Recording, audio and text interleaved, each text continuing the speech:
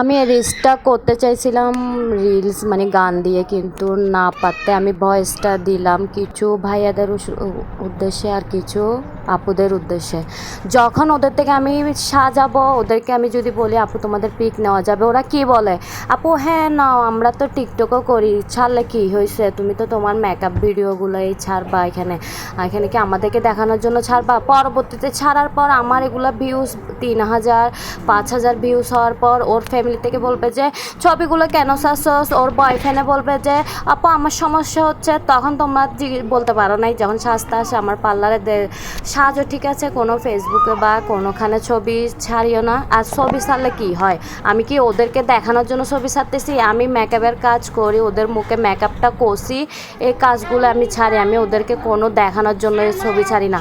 আমার পেজ, আমার আইডি, আমার সব কিছু, আমি কেন মানুষকে দেখানোর জন্য ছবি ছাড়বো? ভাই তোমরা আমি একটা কাজ জানি, সেটা আমি দেখানোর জন্য ছাড়ি। ভাই তোমাদেরকে দেখানোর কোনো ইচ্ছা বা ইন্টারেস্ট আমার থেকে নাই।